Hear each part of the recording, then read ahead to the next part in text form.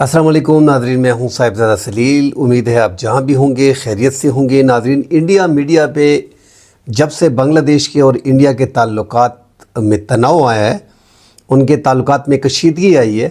तो Indian media और वहाँ के तजिया निगार जितने भी हैं वो इसका ज़िम्मेदार जो है वो आईएसआई को ठहरा रहे हैं। और अब उनका कहना है कि आईएसआई की मुकम्मल टीमें जो इस टाइम पे हैं वो बांग्लादेश में मौजूद हैं, और जो इंडिया और बांग्लादेश के माबैन जो हालात बन पा रहे हैं, जो तनाव में इजाफ़ा हो रहा है, उसकी बुनियादी वजह जो है वो पाकिस्तान है।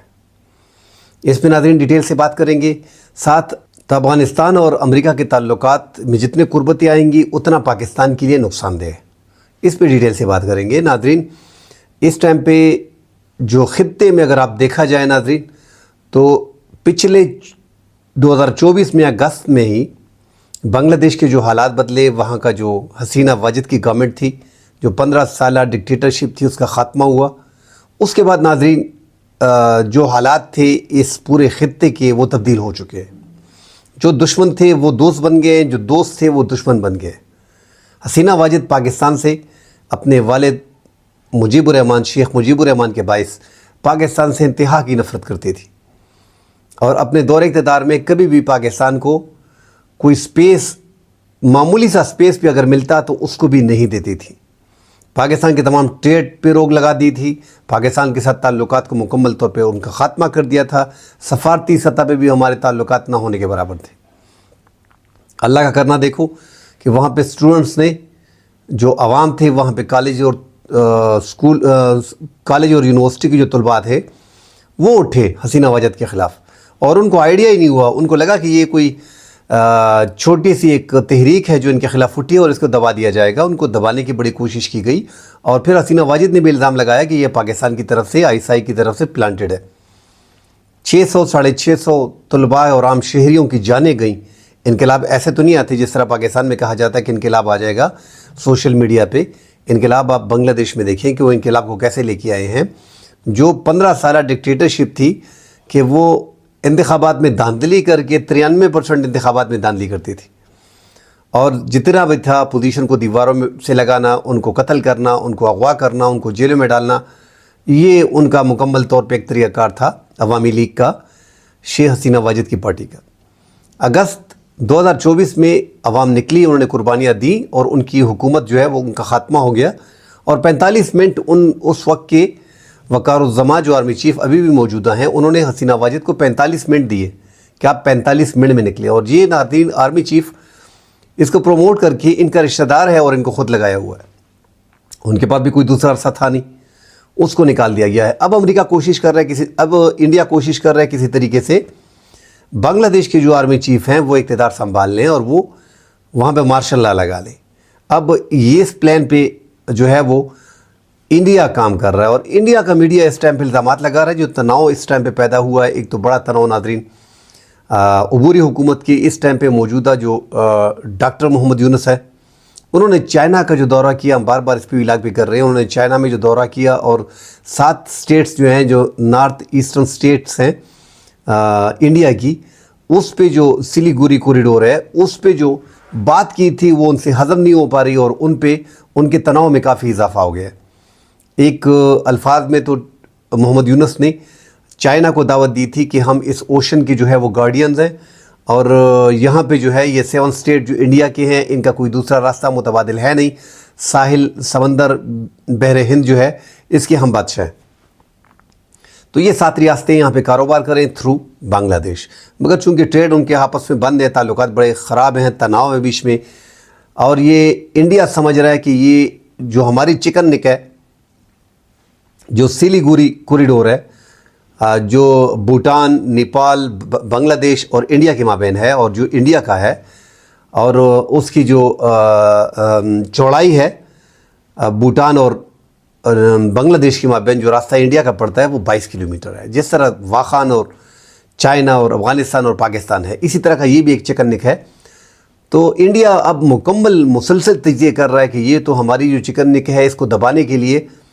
मोहम्मद यूनुस ने, जो पूरी हुकूमत के वज़ीर आज़म हैं बांग्लादेश के, उन्होंने जो है वो चाइना को दावत दी है। और इसमें पाकिस्तान मुलव्वस है, और पाकिस्तान की आईएसआई बाकायदा वहाँ पे मौजूद है, वहाँ पे काम कर रही है। اور وہاں پہ یہ ایک ایئر بیس بنانا چاہتے ہیں تاکہ یہ ہماری چکن نیک کو کاٹ سکے۔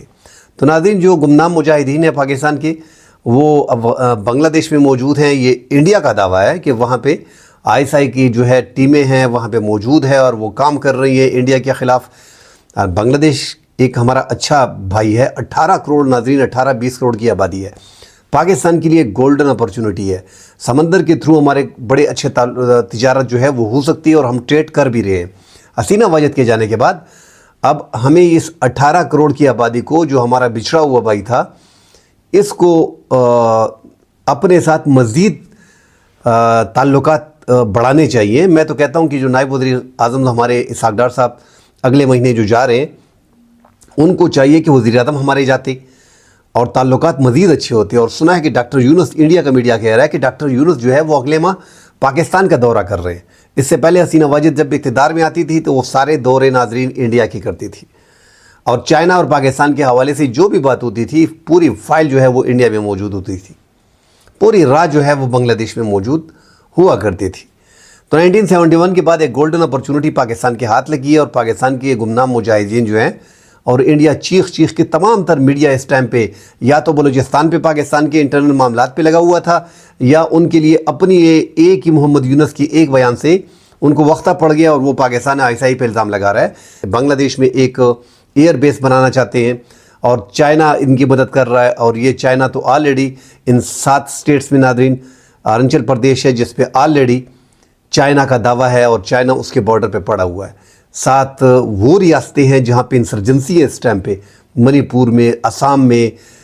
میزورام میں، تریپورہ میں، یہ سارے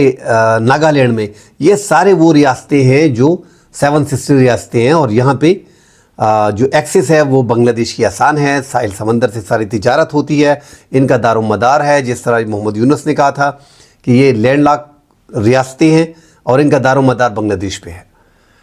تو اب انڈیا بڑا پریشان ہے، ان کے تو تجزیہ نگار کہہ رہے ہیں کہ آپ بنگلہ دیش پہ حملہ کریں، اگر پاکستان ملا ہوا ہے اور پاکستان ISI وہاں پہ بیٹھا ہوا ہے اور یہ سب کچھ وہی کر رہا ہے، اس طرح ہے کہ آپ وہ گیم کر رہے ہیں، چائنا، بنگلہ دیش اور پاکستان اکٹھے ہو گئے ہیں اور یہ چکن نیک کو کاٹنا چاہتے ہیں، یہ سلیگوری کو، لہٰذا بنگلہ دیش کے جو علاقے ہیں ساحل سمندر کے، اس پہ پورا قبضہ کر دینا چاہیے، حملہ کر دینا چاہیے، باقاعدہ حملے کی بات کی جا رہی ہے۔ اور انڈیا نے اس پاکستان کے ڈر کے مارے کہ وہاں پہ ISI موجود ہے، انہوں نے S-400 جو فضائی میزائل سسٹم، جو دفاعی نظام ہے پورا دنیا کا جدید ترین، جو سعودی عرب میں ہے، ترکی کے پاس ہے اور بھارت کے پاس ہے، رشیا کا جو دنیا کا جدید ترین فضائی نظام جو کنٹرول کرتا ہے میزائل کو، جنگی جو طیارے ہیں، فائٹر جیٹ جتنے بھی ہیں، ڈرونز ہیں، ان کو تحفظ فراہم کرتا ہے، حملے کو ناکام بناتا ہے۔ S-400 جو ہے وہ انہوں نے بارڈر پہ نصب کر دی ہے، جہاں پہ 7 سسٹر سٹیٹس ہیں، 7 ریاستیں انڈیا کی، بنگلہ دیش کے بارڈر پہ وہ ڈر کے مارے وہاں پہ لگا دیے کہ یہاں پہ ISI موجود ہے اور ISI کچھ بھی کر سکتی ہے۔ تو اتنا پریشان کر رکھا ہے اس ٹائم پہ انڈیا کو، اور انڈیا کو سمجھ نہیں آ رہی کہ آگے کرنا کیا ہے۔ اور یہ ایک ایسا ایریا ہے کہ یہاں پہ تو پہلے بھی ایک تو انسرجنسی چل رہی ہے، آزادی کی تحریکیں چل رہی ہے منی پور میں، آسام میں،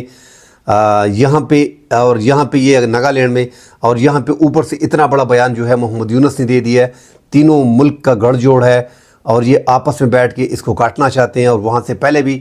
اروناچل پردیش میں تو ایک اسٹیٹ میں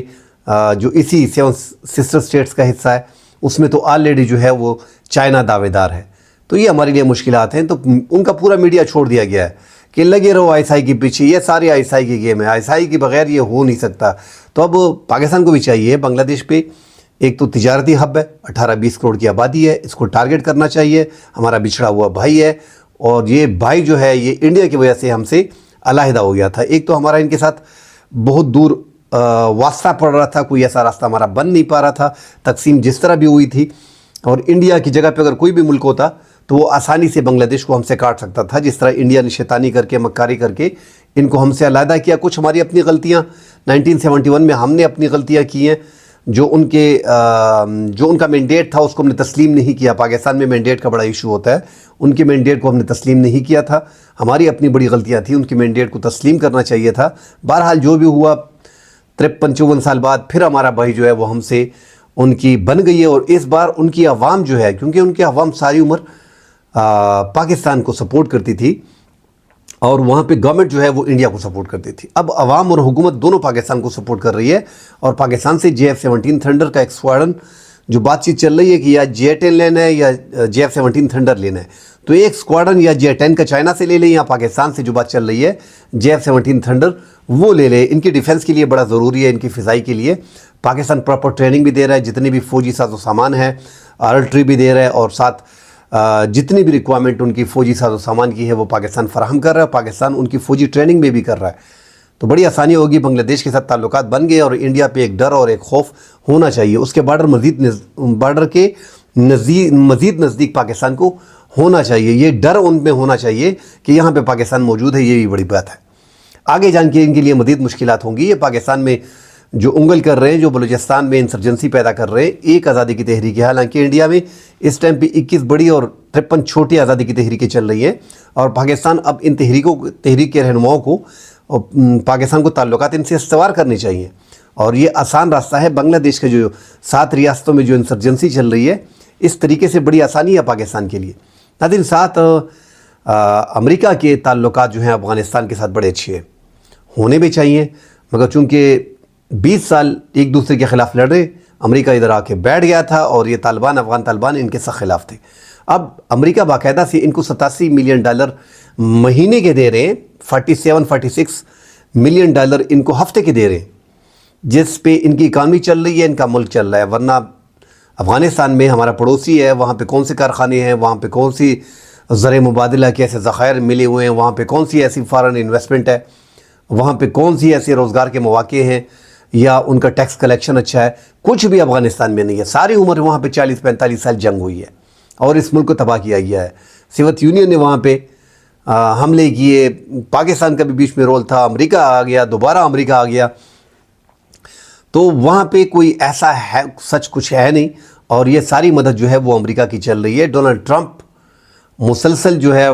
USAID بند کر دیا ہے، مگر سٹل وہ فنڈ جو ہے افغانستان کو مل رہا ہے۔ ساتھ بگرام ایئر بیس کی بات ہو رہی ہے کہ بگرام ایئر بیس پہ واپس امریکہ آنا چاہتا ہے، اپنا اسلحہ بھی واپس اٹھانا چاہتا ہے، اور ان کے جو سروں پہ بنٹی تھی، جو ہیڈ منی تھی، وہ بھی اٹھا دی گئی ہے، اور بھی ان کو فیسیلیٹیٹ کر رہے ہیں، اور افغان طالبان جو ہیں ان کے جتنے بھی امریکن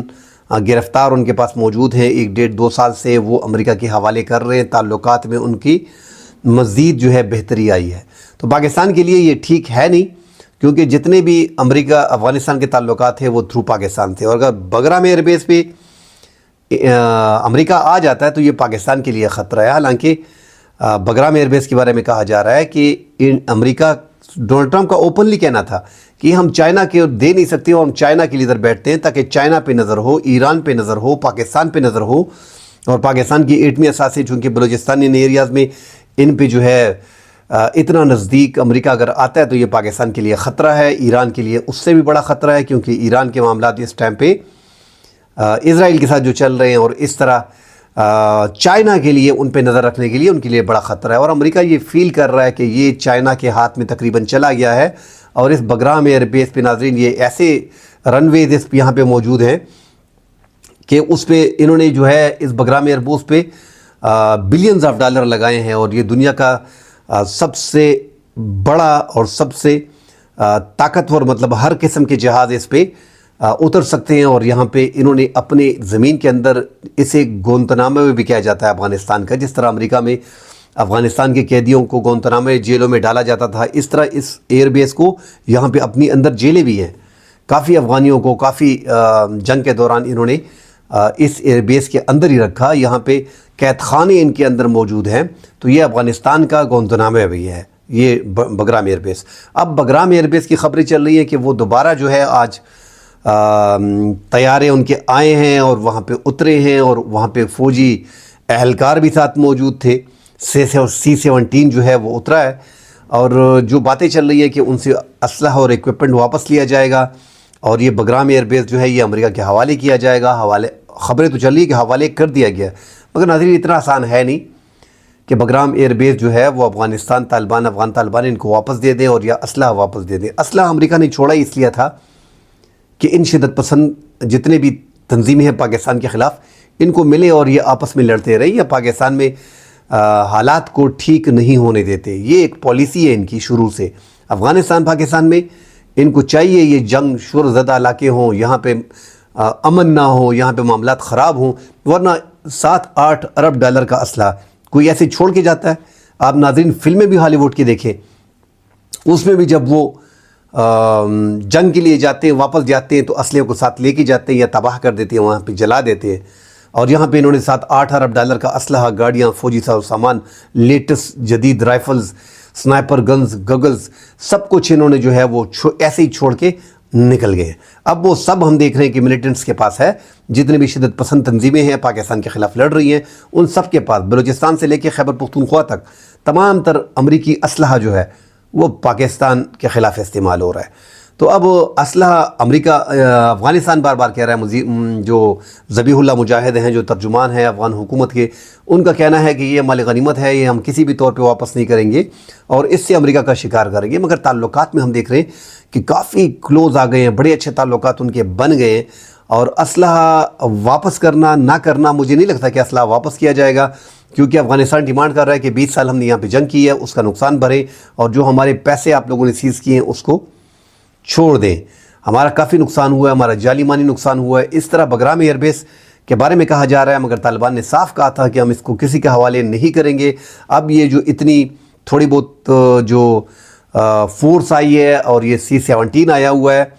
کہ جنگی طیارے وغیرہ جو آ رہے ہیں, فوجی ساز و سامان کے طیارے جو آ رہے ہیں, اب ان میں دیکھنا ہے کہ یہ کیوں آئے ہیں اور کس لیے آئے ہیں. یہ 1-2 دن میں کلیئر ہو جائے گا. اب تک افغان طالبان نے اس حوالے سے کوئی بات کی نہیں. بہرحال اگر امریکہ اتنا قریب آ جاتا ہے بگرام ایئر بیس کے قریب, تو پاکستان کے لیے بہت بڑا خطرہ ہے, ایران کے لیے خطرہ ہے, اور چین کے لیے خطرہ ہے. اور یہ چین بھی پوچھے گا افغانستان سے, ایران بھی پوچھے گا, اور پاکستان بھی پوچھے گا. اتنا آسان ہے نہیں جتنا بتایا جا رہا ہے کہ بگرام ایئر بیس جو ہے وہ حوالے کر دیا گیا ہے. کل انشاءاللہ اگلے پروگرام میں حاضر ہوں گے, ڈیٹیل سے بات کریں گے. فی الحال کے لیے اجازت دیجیے. اللہ حافظ.